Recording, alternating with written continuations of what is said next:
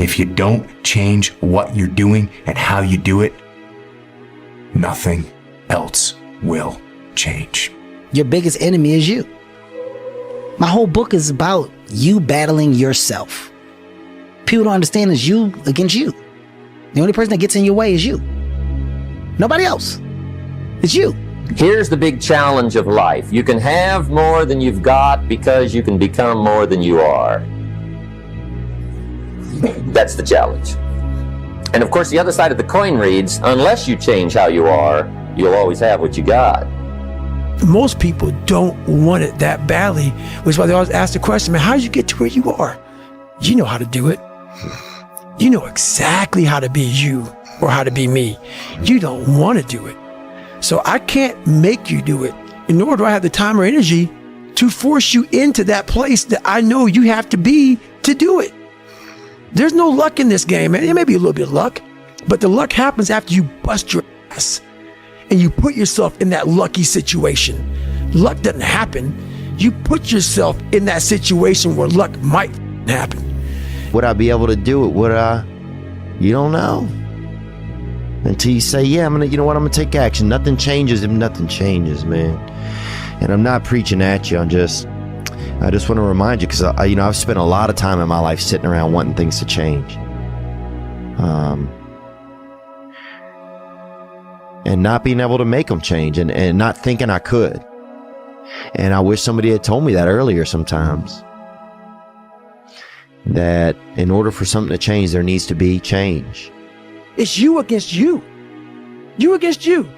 And if you misunderstand that, you have a real problem. A real problem. I can understand you misunderstand me running down the street, shirt off. This, no, yeah, I can get it. I get it. If you misunderstand what I'm saying right now today, the problem is you. And you don't want to fix it. Here's how to get older without getting better. Keep relearning the same lesson. If you keep making the same mistake over and over, the mistake isn't the problem. You are. There was no passion, no drive, no nothing. But I had this fire that I'm going to be somebody. And it has to be there, because on all those bad days, on all those days you don't want to do shit, you have to be your own motivator, your own coach, your own trainer, your own everything. And what that means is you may have failed miserably yesterday, but you come to work, people are like, man, you just lost everything. How the hell are you this fucking damn motivated? Because this is what it takes. It's not about the shoes. It's about knowing where you're going. Not forgetting where you started. It's about having the courage to fail. Not breaking when you're broken. Laziness is something that has to do with you. You're not connected to something deep enough. You don't feel the necessity. You don't feel the devil at your heels. You don't feel the fact that you could very well die tomorrow that will impel you to get something done. There's no necessity behind it. And the human animal, the way we were created, is when we feel pressure, we feel the necessity to get things done. We can move mountains. But when that pressure, almost like a barometric pressure, releases, and we don't feel the need to get something done, we can become incredibly lazy because there's no necessity. So you have to create necessity in your life. You have to create the need to get things done. Why do that much? Why go that far? Why try to become everything? That's a good question, why? And you're the only one personally that can answer that question for yourself. One of the big thrusts for success is to come up with a strong enough why. And if the why is powerful, the how is easy.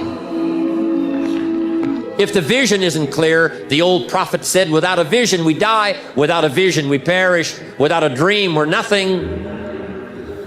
Most people, the bottom 80%, are lazy. They're looking for an easy way. They're looking for a shortcut to be successful. And there aren't any. But if you do something repeatedly over and over, you develop a habit. So most people are in the habit of looking for easy ways to get the things they want. It's almost like you have to have the ability to go to the deep end no matter whether or not you'll ever go there. Right. Yes. And some people are like, well, I'm never going to go to the deep end. Mm-hmm. but you should be able to. Yes. What are you willing to give up? What are you willing to sacrifice? What are you willing to forgo?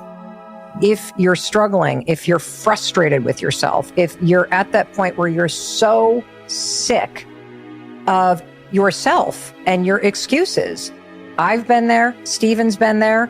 This is a normal part of the human experience. And at some point, either the pain is going to get big enough, or you're going to bump into somebody's story somewhere on this planet who has been in the position that you're in right now, facing the stuff that you're facing right now. And there is something about their story at this exact moment in time that will ignite something in you that is missing. And what is missing in you right now is hope. Here's to the crazy ones, the misfits, the rebels, the troublemakers, the round pegs in the square holes, the ones who see things differently. They're not fond of rules, and they have no respect for the status quo. You can quote them, disagree with them, glorify or vilify them.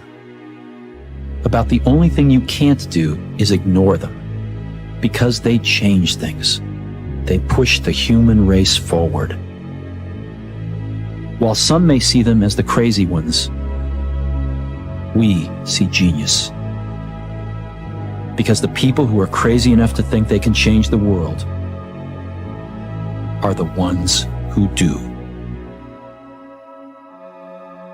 Playing out the fear, Layla says this, and I love it, but that fear is a mile wide and an inch deep. And so it looks like this ocean that you're going to step into and drown. But as soon as you step into it, you realize it was not that deep at all, and you can keep walking through it.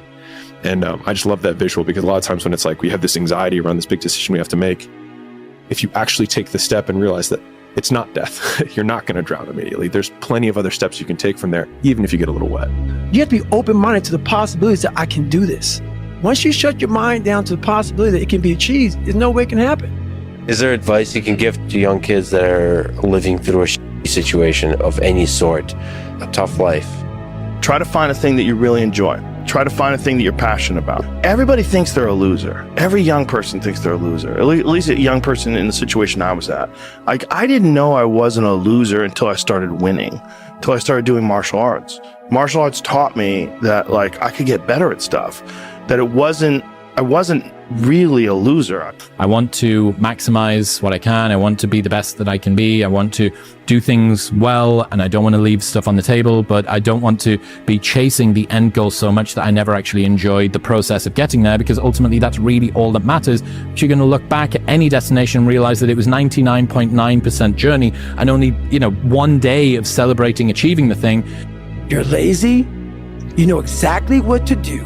Exactly what to do. Because even me, in my state of, I can't read and write, I knew exactly what to do. It just sucks doing it. Hey, Theo, this is Greg from Indiana. I actually just wanted to call and tell you, so I was at work the other day, and I just been kind of in this rut at work. It's not a bad job, but I just really want to get out of it. So I was catching up on some of your podcasts, and you said something that resonated with me. You said, nothing changes if nothing changes. I thought about it, and I went home and I applied for a job I'm probably not qualified for, but I was like, I'll just take a shot. And the next day I get a call from them. I have the interview. It goes well. She says she's going to set me up with an in-person interview. Never even had it. They emailed me a few days later, and I got the job. So now I'm going to be doing a job that I think I will appreciate more and enjoy more, and I'll be making double the money that I'm making now. Bro, that's awesome, man. That's really great. Congratulations for trying something new. Yeah, it's crazy to sometimes think what can happen if we decide, I'm going to see what happens when I decide that I am qualified.